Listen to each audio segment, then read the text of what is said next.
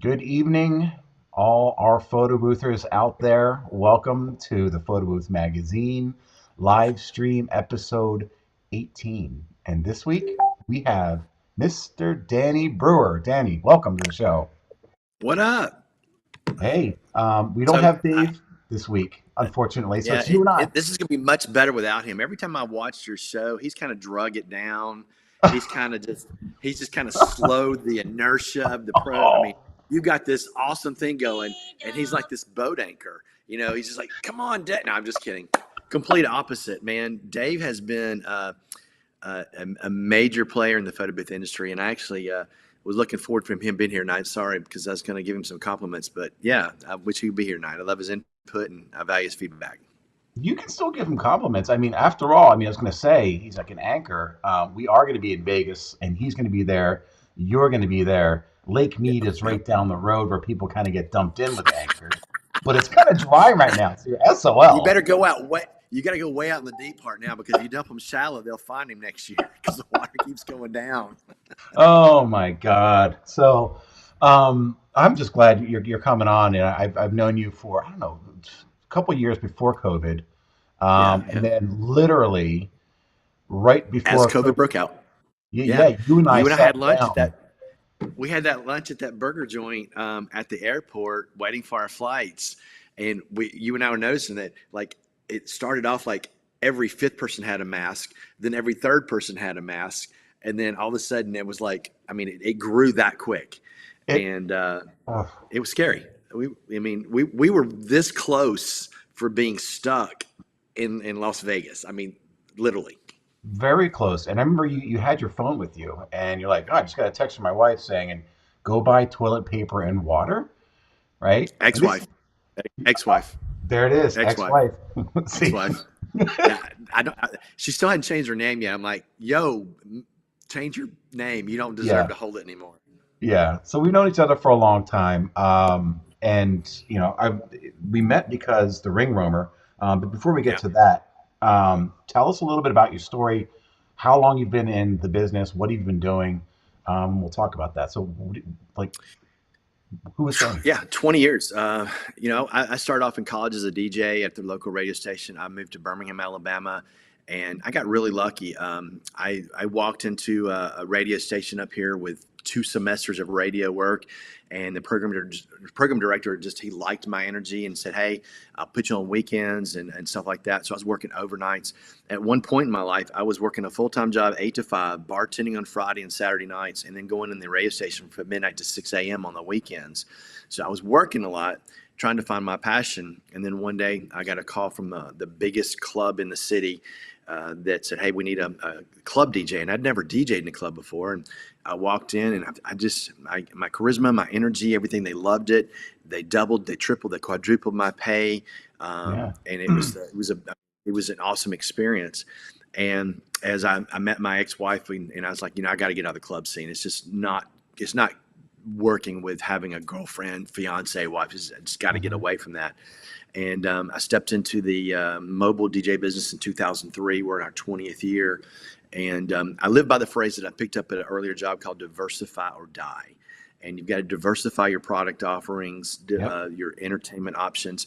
And if you don't, you're going to go stagnant in an area. If you don't add something to rejuvenate it, you got to replenish it, you got to repaint it, you got to rebuild it, you got to add new things, you got to take away what's not happening. That led us into game shows with what's the name of that company? DJ Trivia? Not that one, the other one. They were Mobile Beat the first 2 years. DigiGames, yes. Yeah. I had 3-4 of those systems. And then in 2009, I went to Mobile Beat, and I met a gentleman by the name of Nick Andrews with Open Air Photo Booth. And he had his product there. And he had the booths that had the Odyssey type cases, the big black DJ looking cases. And we didn't buy one actually, but I was going to buy one.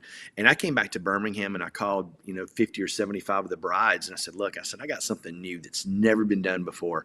And I was able to sell enough that week I got back from Mobile Beat to justify buying the booth.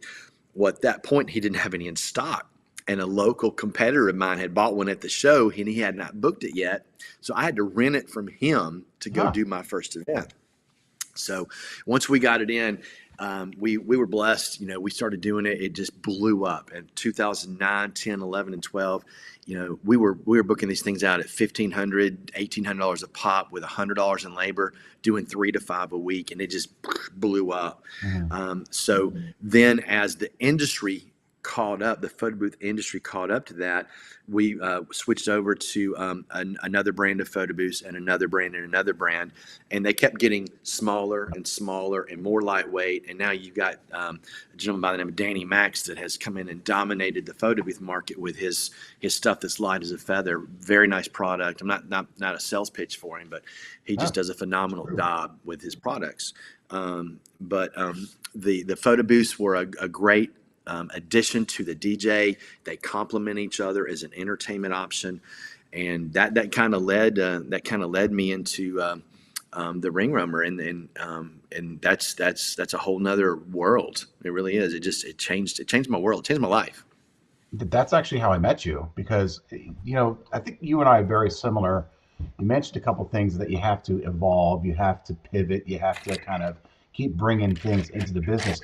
And that's where I was at that point. I met you at actually the DJ Expo, and I Okay, looked over and I saw that thing, and I'm like, that's different. I got a want lot of that that. because I didn't want what I got everybody a lot. else had. And so I was actually probably one of the first ones in my area to have one of those, and it was just like I'm the only one in town who's got it, and that's what I loved about it. I tell you what, dude. I did a roamer event not even a month ago, and these ladies walked up to me and go, "What is that?" And Still, they hadn't seen it yet. And if that was 2018, we're 5 years later, hmm and people still haven't seen it, and they're getting cards. And anybody out there that doesn't have a roamer as an you need addition or as a solo thing, you're leaving so much opportunity on the table. You really are.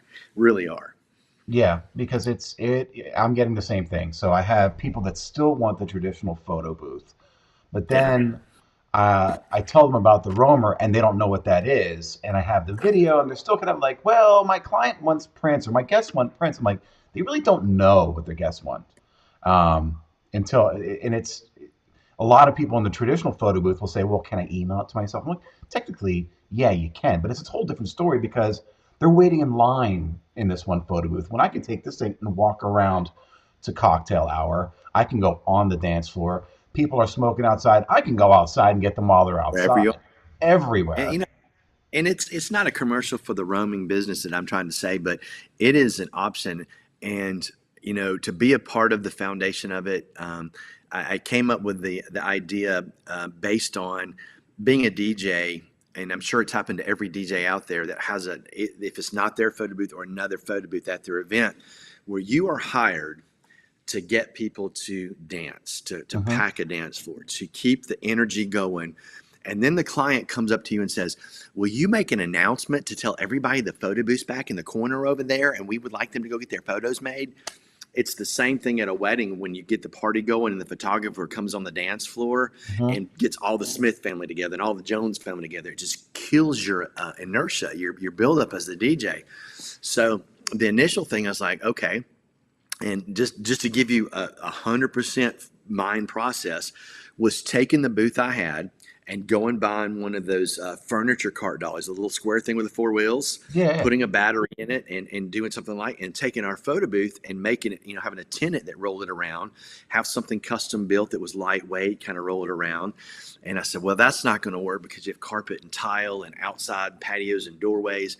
And I bounced it off a couple of people, and I can't remember who referred me to the actual manufacturer of it, but there was some conversations about the idea, and I bounced it off of them. A couple of weeks, months go by, we get into the patent process and all that stuff, which was complicated and confusing and all that hmm because of all the specifics, and basically finding out that no matter what you do, you can't stop China. So Yeah. the roamer itself, to me, became a unique item, and it was a shot in the arm to the photo booth industry.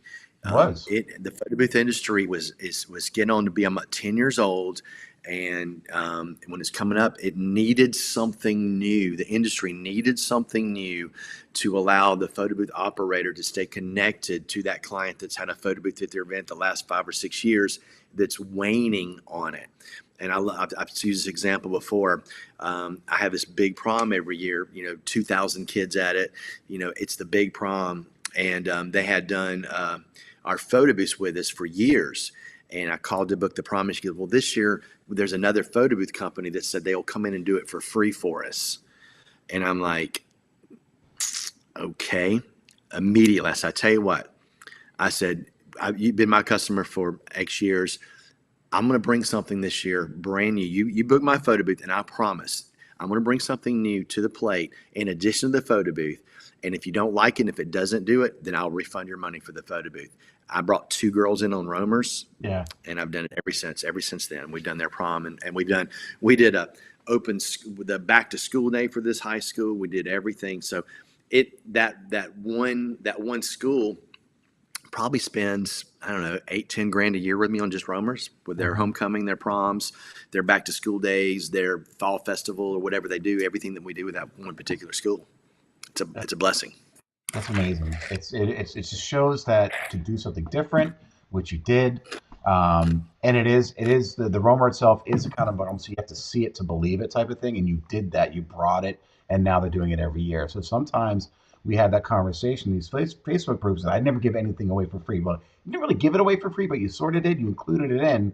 You gave them a taste, and you knew it was going to be gangbusters, and it was Yeah. gangbusters. And now you've compounded that year after year as a customer for you. Yeah, it saved a $2,500 photo booth at a prom, by doing that, and it generated a lot of money. Now, you can always give somebody a tease, a taste, a sample, a loss leader to get the door open, and then book it for other events. But what happens is when you go out and do an event of any kind, we live in a social networking world now where they're sharing those photos online with your logo or your sponsor or whatever. Hmm. As like, can I afford the 200-300 in labor to do this? I was like, absolutely, to save that photo booth. But the roamer itself, it's a cool thing to know that if you were to take every manufacturer of a roamer, every event that's been done, it's doing like $1 billion a year in sales. Yeah. And I was like, "Gee, I just want 0.0000001% of that. But it's a cool concept. I was glad that it worked out the way it did. It did. That it rejuvenated the industry.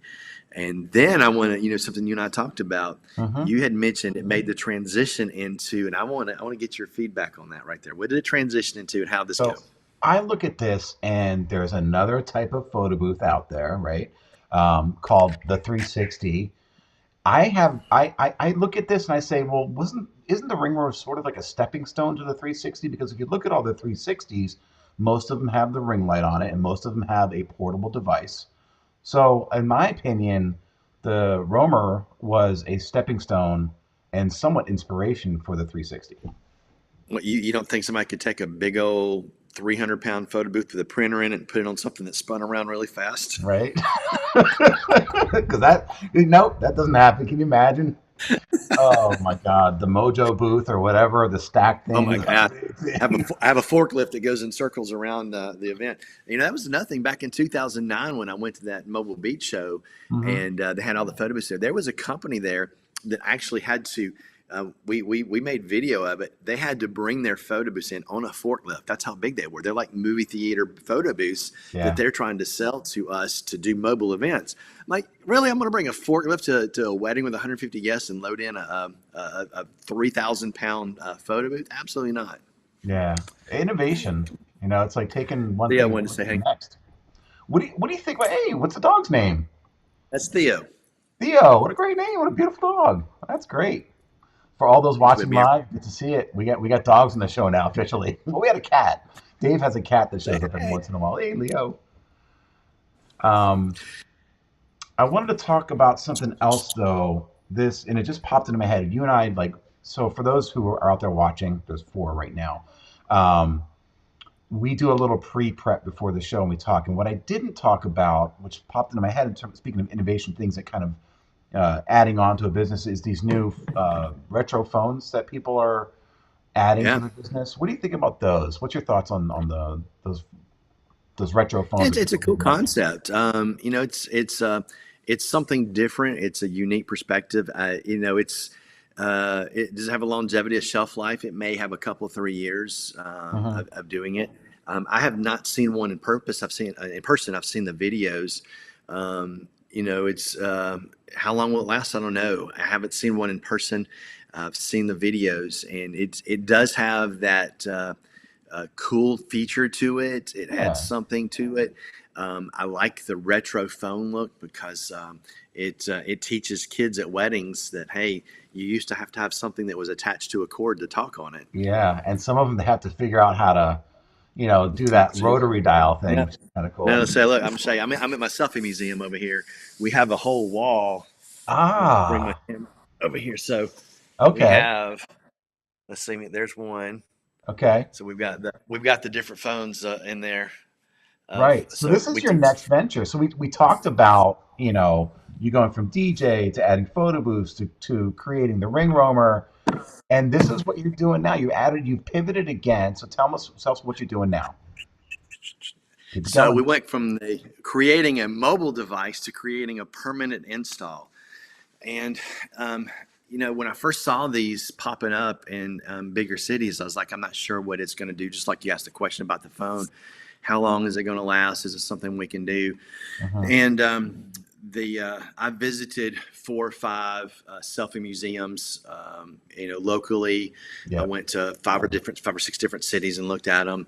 And the creativity in some of them was lacking. The creativity in some others was better. Yep. The presentation was somewhere poor, somewhere great. And it was really a tough decision to do something. But as you and I were talking pre-show, the DJ business is evolving to a place that I don't think it's been since I've been in business in 20 years. Yeah. And I was looking for something that could replenish that cash flow as the DJ business kind of evolves into where we are with Spotify playlists and house PA systems and the DJ being the real estate agent of the world. So I bounced around some ideas, and I got a business acquaintance in the industry that owned one, and he was very helpful, very nice guy. And when I opened mine, him and I had a little conflict on it, and I've been trying to mend that. And he's a good guy, hardworking businessman, and he shared with me some ideas.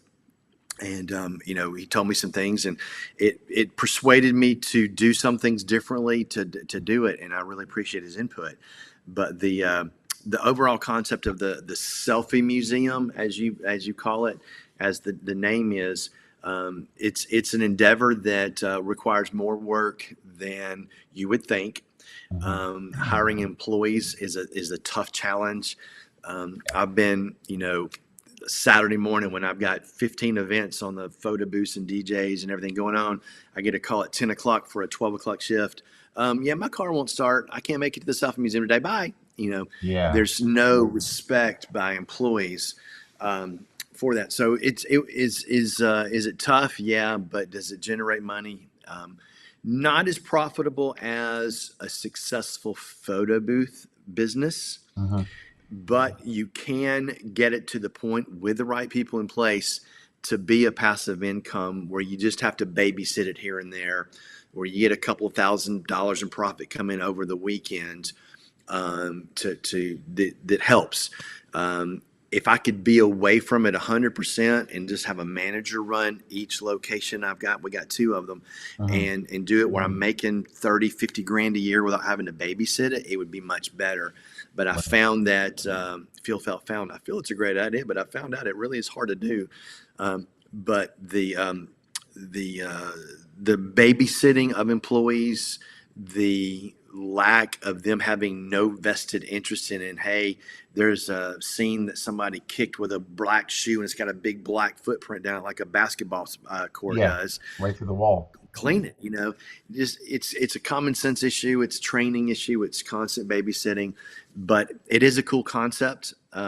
It is the one I'm in here in Orange Beach right now has been very lucrative during the summer because Hmm. it's in a highly driven tourist location. Right. So in 2.5 months, we have to make the money, well, plus spring break, so 3 months. In 3 months a year, you have to make all your money to have income plus pay your off-season expenses. The off-season doesn't generate every month enough for the rent, the lease, the power, the gas, the cable, all that Yeah. goes with the insurance and everything. So there's a couple of months in the off season at this location that I have to be prepared for from the You're tourist dead. season income. The You other get to go location in Hoover. gangbusters during a small time frame. In your What area, now? you get to go gangbusters in a small time Oh frame in yeah, your area because of oh that. yeah. You have to. I mean, you have to really, really hump it during that 3 months for that location. The Hoover location is a city. It's a suburb of Birmingham, Alabama. And I Hmm. always tell people it's when Michael Jordan played baseball. That's where Hoover, Alabama is. Yeah. We opened up a location in a little mall next to the big shopping mall, and I thought that with the name from down here, I thought that with the the Cool Shots name, the world that we're in, that we could open it up. The kids would see it, they would share online, and all of a sudden we'd have hundreds of people come through the week. That Hmm. has taken almost 2 years to get to that point. Yeah. Um, Wow. so I guess it's because social networks evolve so quick. If you post something on Instagram now, it's gone 30 minutes later. Yep. So we get a group of 20 or 30 girls come in. They love it. Mom, man, this is the greatest thing ever. Photos, pictures, and everything. 2 days later, it's already forgotten. Yeah. And So it's constant, we talked about that constant. last week with the social media. It's just insane, and a lot of it's because these platforms, they're all about generating revenue, not giving away free stuff like most business people should be doing, and Right. forcing you to do advertising. But it's successful though. I mean, you started it. It's successful to where you're at, and you've got two of them. But again, it pinpoints to you pivoting and doing something different, taking a chance, but working really hard at it to make it work. Right? It is hard work. Anybody, and I'm speaking in Vegas on this, and it's anybody that can open this and think they can just come in, drop 20, 30 grand on some scenes, put some paint down, that it's just automatically going to make money. It ain't going to happen. You've got to be day to day, week to week involved in it to keep things going until you get the right people in place. Yep. And then just as soon as you get the right people in place, one of them quits. One of them does something stupid. One of them steals from you. One of them lets all their friends in free all the time. All those things that have happened. Um, the coolest thing about it is you don't have a lot of overturn expense. Like if you own a food place, you got to have inventory of Yeah. replacing all the plates, cups, napkins, food, hamburger meat, all that Hmm. stuff. You don't have any recurring expenses except changing the scenes out. Now, at both locations, we did open a paint splatter room Okay. I've in seen that. them, and Yeah. that does require some love, paint inventory. But we put black lights up all around the room. They come and have paint fights. They love it. It's really cool. So you Have you got that at have you both locations also. have you thought about those demolition rooms? Yeah. So this building, I'm sitting in 4,900 square feet here, and Uh-huh.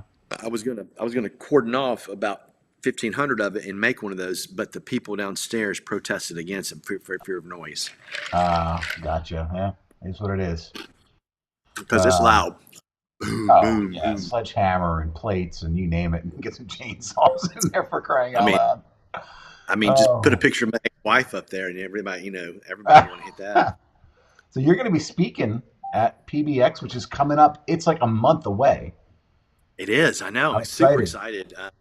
I tell you what, if anybody that's watching this is not planning to be there, you don't need to be in the business. You really just need to fold up your canopy, put your big girl underwear, boys underwear on, whatever you are, and go home.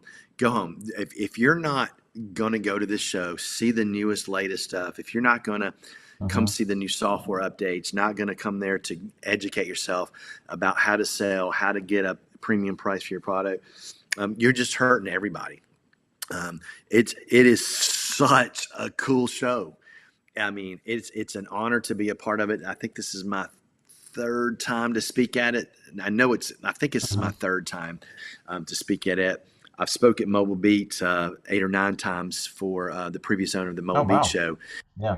But this show is it. I mean, if you're in the photo booth industry and you're not coming to the show, I think you just you're not in it to make a living. It's a hobby to you. It's Um, hard not to want to go. It really I is. know And it's so. you're I think immersing. If you're going to get into the photo booth business, and now even the DJ business, but let's just talk about the photo booth business. Any business that you're in, you need to surround yourself with like-minded people, those that are in the industry that have kind of paved the way and failed a lot to be successful, to share those war stories with you and give you an edge, an advantage.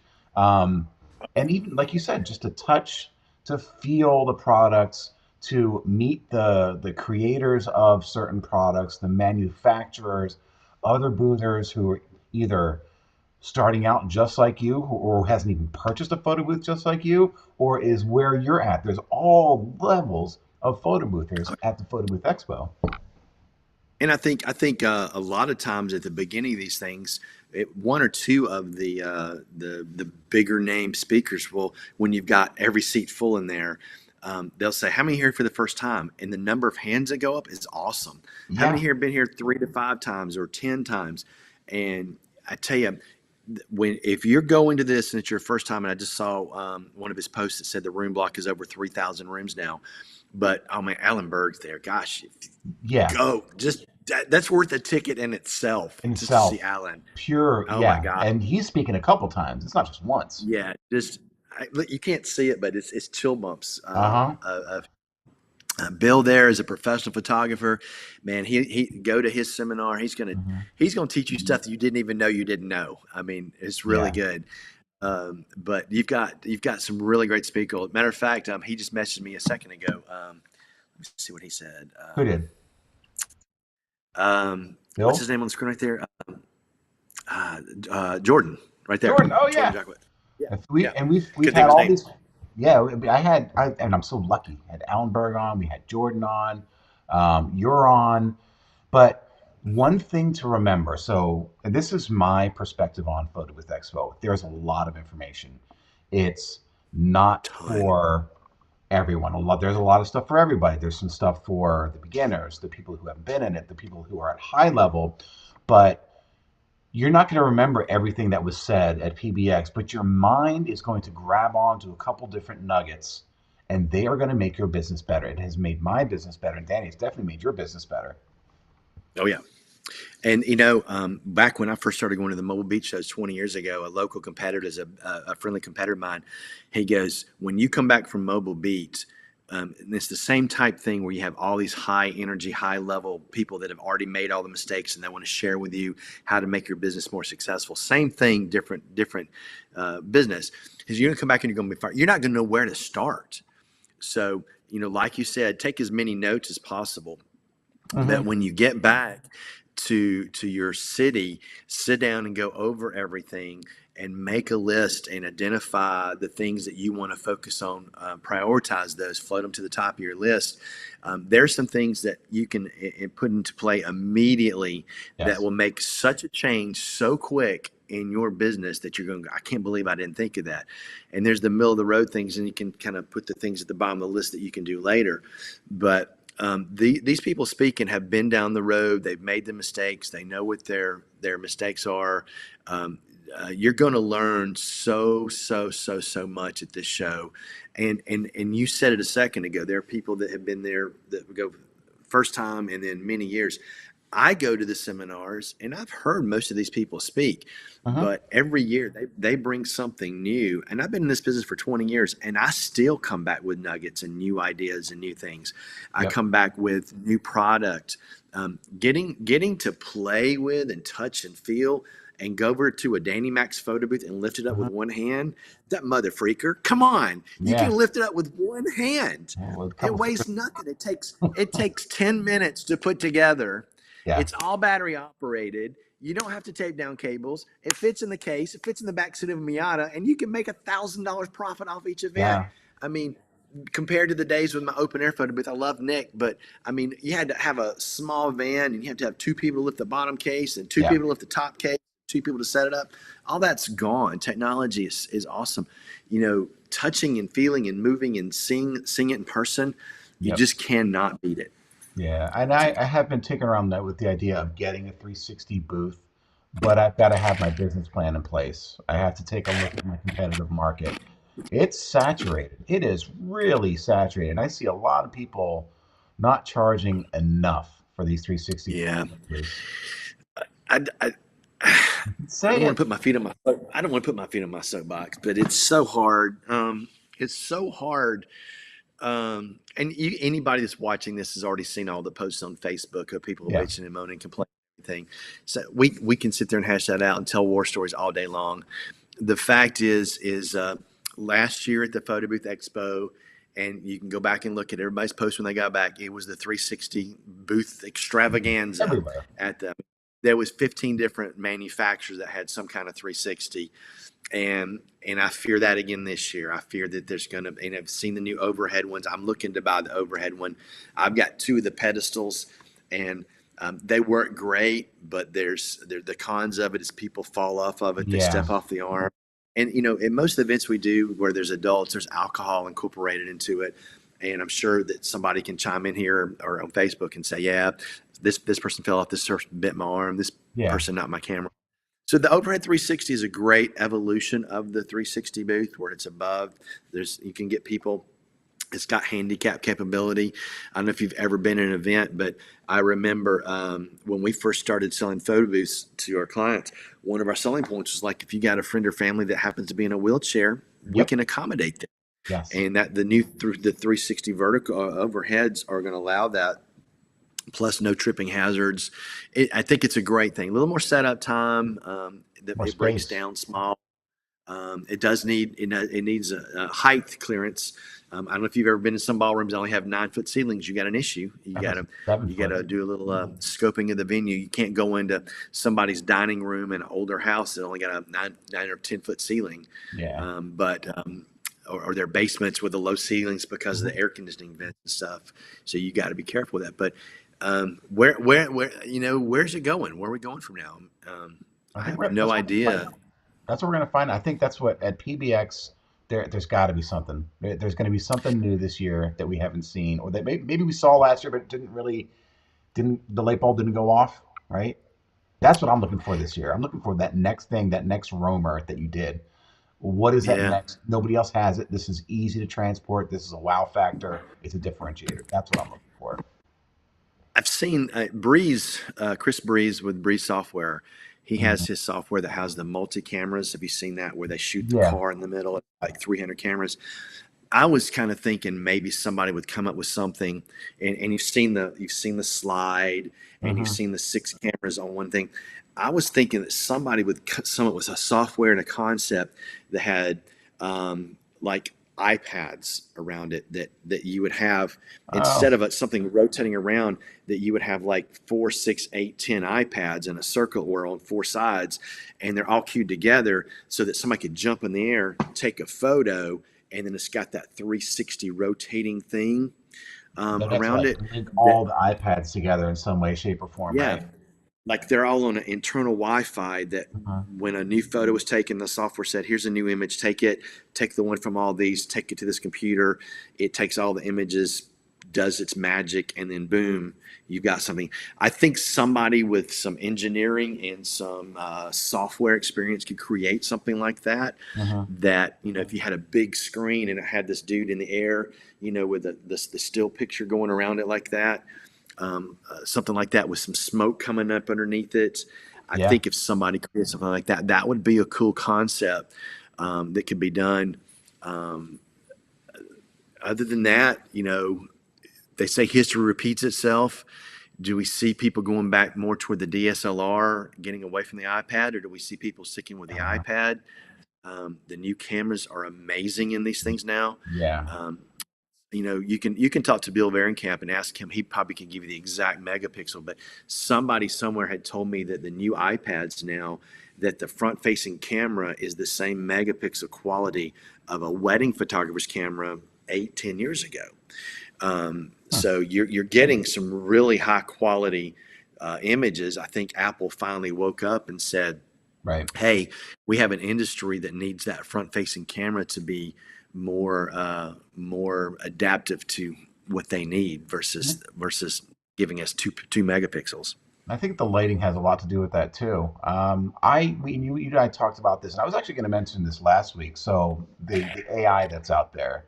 Um, we're going to Vegas, and I'll probably do a little bit of gambling, but I'm going to make a gamble and bet, and I don't know what I'm betting, but I'm going to bet that at some point, if not at the expo, but within the next few months or a year, you've got Lensa, right? There's that new hot app where people on their phone upload maybe a handful of selfie pictures of themselves. It gets shot over to what's called stable diffusion or open AI, one of the two, and it recreates an image based upon what you shot with your selfies. It's all over the internet right now. Everybody's using it, and shoot that back into the photo booth app. So it's a Lensa experience for whether it's touch pics, whether it's curator, whether it's pick social, any of those, snap pick. I'm betting you within a year, one of those companies or another company is going to come in and do that. Maybe Lensa is going to come in, right? One of them's going to do that. They're going to create this AI experience from the photo booth app on an iPad. Yeah, you and I talked about that before the show. I think it's definitely something that could be done. I think the biggest challenge is people can already do it on their phone now. So whoever develops this software is going to Hmm. have to do it in a way to take it to the next level. If they just take what somebody can do on their phone versus incorporating it to where you have to go to a location in the corner of a venue Hmm. or go to a roamer or wherever and create that experience, that's what's got to be done. It's got to be Yeah, something ab- above and beyond what they can do on their own on their own phone by phone. themselves. Yeah. Yeah. Well, I think the catch though is with the Lensa app. You have to pay every time you do that. I think it's like $4 or $10 or something like that just to send those Right. off one time. That's what they've capitalized on a free open AI. Like it's an open API that they're just tapping Okay. into and charging for that convenience of the app. So we'll They're see. making Who knows? bank right now. What's that? Yeah, they could be. Yeah. Lensa actually is. It's like overnight they turned into a monster. So we'll see. Anyway, anything else you're looking for at PBX that you can think of, or just it's a month away. We're ready to go. Um, I'm looking to see what Danny's coming up with, Danny Max. I know what he's doing, and I Yeah, can't say it's he's got something really uh, cool and really big coming.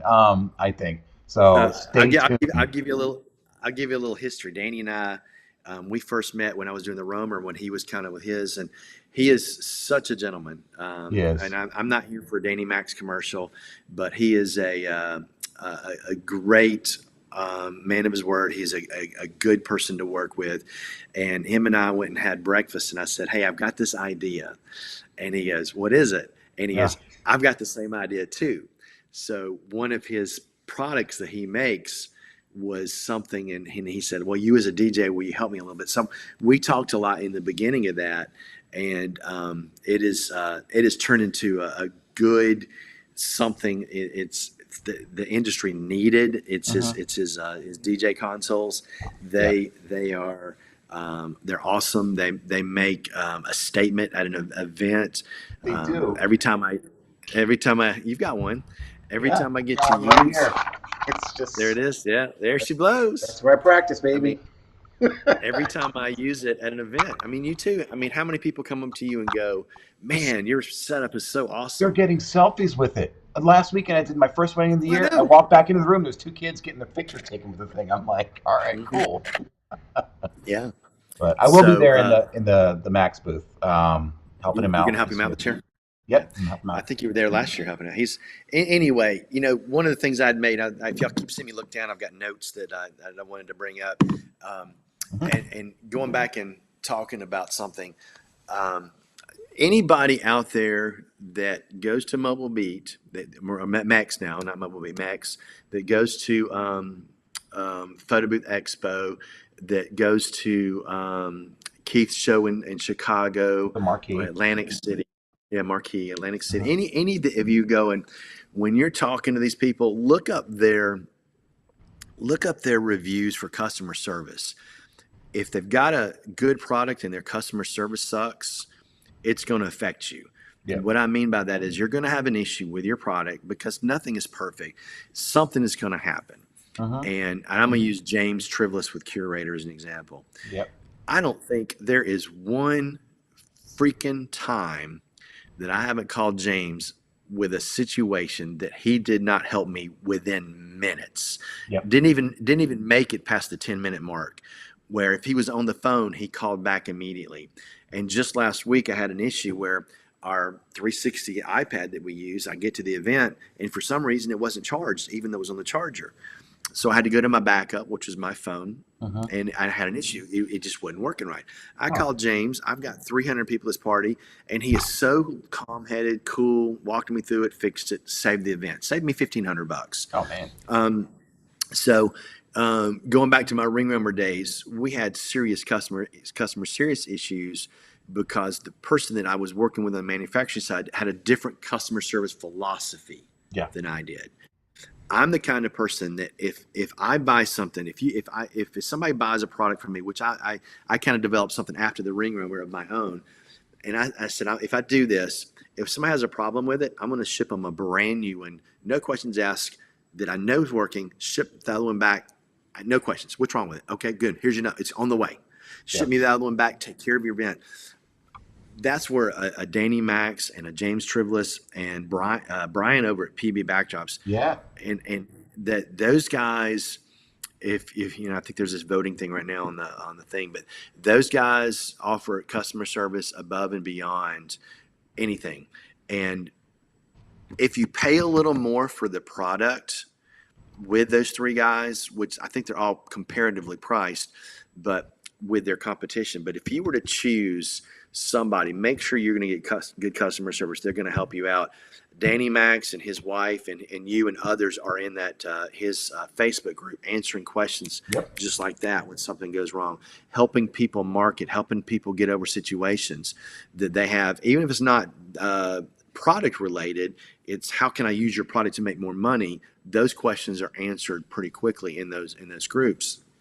But so to get back to around that, when you're looking at something, oh, it's nice and shiny and pretty, and then you find out that their customer service sucks, it's going to cost you an event. Yes. Okay. And what I mean is an event is going to fail because something goes wrong with that product and you were unable to get an answer at that event on a Saturday night at 9 o'clock when it's supposed to be working. Yep. Everybody knows about the big software fail 5-6 years ago when one of the software not curated, the other one was it? I don't remember, but I know there was one. One crashed on a Saturday night, and everybody was done. Curator had like 5,000 people trying to download their software at one time. Yep. And it caused serious issues, but a lot of money was lost that day because there wasn't a backup plan. But whoever you're working with in the industry, ask people, hey, I'm thinking about buying this from X person. How's their customer service? Use that as a foundation, not just the price, but the customer service, the shipping. Is it in now this is another big one. Ooh, you got to be careful. When you go to a photo booth expo, ask them when you're going to get your product. I've heard of people in the past that have bought stuff at expo, and I will not name any vendors, but it took 3-4 months to get their product. Because they sell it and it's not even not even been made yet. And I know Danny put a post up. I'm thinking, I'm trying to make a sales commercial for him. Shit. He's letting people know what the lead times are. Yeah. He's just like, hey, I've got, this is in stock. You order today, it'll be there in 5 days. And that's what you're paying for. If you're paying a similar price, for a product and customer service and shipping, that's important. Okay, I'm off that soapbox. Throw that soapbox out. No, it's great. So yeah, I'm looking forward to it too. I don't know, who knows what's going to happen. I'm looking forward to getting away. I'm looking forward to seeing you. I'm looking forward to seeing everybody else there. Hey, that's a good point, Art. That's such a great point. In this industry, in your local market, you are on an island. You're an independent contractor. You're Yes. a business person, and you're so involved in your business. You only see your wedding and other vendors at events, and it's hard to keep a friendship circle local. I've got friends like you and others in the industry. I love going to these shows and just hanging out with people Hmm. and seeing you guys and I've got friendships in the industry because of it, and it's these shows are just fun. And one more thing that I think people going to these shows need to be aware of is, yes, you go into this ballroom with a couple of thousand people to a seminar, but when you walk back in that hallway, go up to a group of people that are talking that you don't know and join in the conversation, Yeah. because you can learn so much in those hallway conversations. It's amazing. What do you do? How long you been in business? What's the one thing that you do in your market that sets yourself apart from your competition? Learn from these other people out there. Mhm. You may not learn something from this group. Go to this one over here. Knock on the door and meet those people. It's a cool thing. It really is. I love meeting the people at the shows. Yeah, it's great to not have been in this industry for enough to say, hey, I'm kind of like a veteran, but not really. But I'm getting there. I'm like mid-level. But it's nice to be able to still go up to other people, pick their brains. And now that I'm at this level, I love it when the new guy comes in and tries to pick my brain. I'm like, yes, I'm paying it forward to you because someone else paid it forward to me. I get to like Yeah. reciprocate. So it's a beautiful circle of just wonderful energy there. And I encourage, on your show you've got here with Dave and yourself and all these other people that you've had on the show. If you see them in the hallway, stop and introduce yourself. Yep. Hey, I'm so and so. I'm from so and so. Um, um, give me two things that can make my business better. Um, I, I've used one of my seminars I've done in the past, and this is something I don't want to be a seminar speaker on this topic here, but Hmm. what you've got to be able to do as a business person is you have to be able to identify your strengths and weaknesses and what you're good at and bad at. So if you're good at this, and this, and you suck at this, and this, what are you going to do with those? Yeah. So you can delegate what you're bad at to people that are good at it. So identify your strengths and weaknesses. The people that are around you that work for you, with you, identify their strengths and weaknesses, and delegate out your weaknesses to somebody else's strength. That'll Yep. make you better. It really will. Yeah, and gotta give you more time because you'll have to, polish your own skills or knowledge, which you should be spending time really capitalizing and monetizing on the current knowledge that you have, while educating yourself at the same time.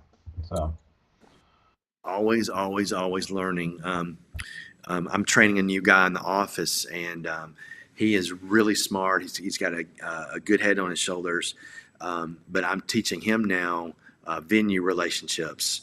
And what I think is important about that is the people that work at the venues have a lot of power on how much money you make. uh And if you're not establishing relationships with them, keeping it current, knowing who your contacts are, when a customer comes in and says, hey, we're having a retreat here in 2 months, we need a photo booth, we need a DJ. If you're not top of the mind awareness, one of those other 60 DJs that's doing it ahead of you that played there last weekend for cousin Philly's 16th birthday or whatever, yep, they're going to get that business versus you.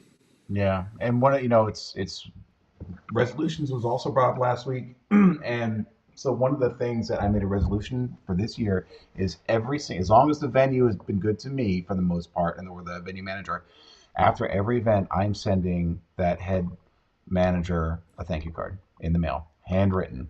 That's just one thing As that I'm gonna. well. So we'll see how that And goes. it's little things like that that's going to set yourself apart. It really is.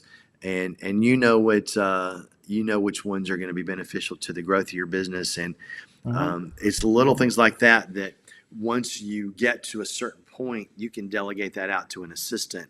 Yep. And if, as long as it's a handwritten card and it's Yeah. not all really tight, say, write it like a man, make it look like I my handwriting.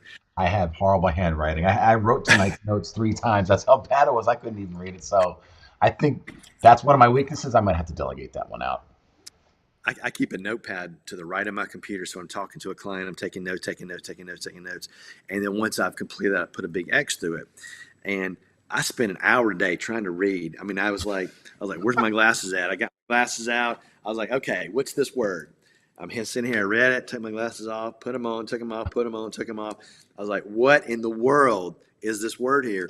This And is, I was I like, don't know if you can see this yeah, I chicken mean, scratch I got here. This is yeah, pretty bad. I mean, it's just like Danny I don't, Brewer. yeah, That's I the can type third page. really There it is. fast. I can type really fast, but I can't write worth the crap anymore. Yeah. Um, So, but anyway, Danny, I'm looking forward to seeing you, man. Just 1 month yeah, you away. too. Next week, we are going to have a guest on that I think I've spoken to once. It's Alicia Garcia from Lush Party Studio. They do And the signs, right?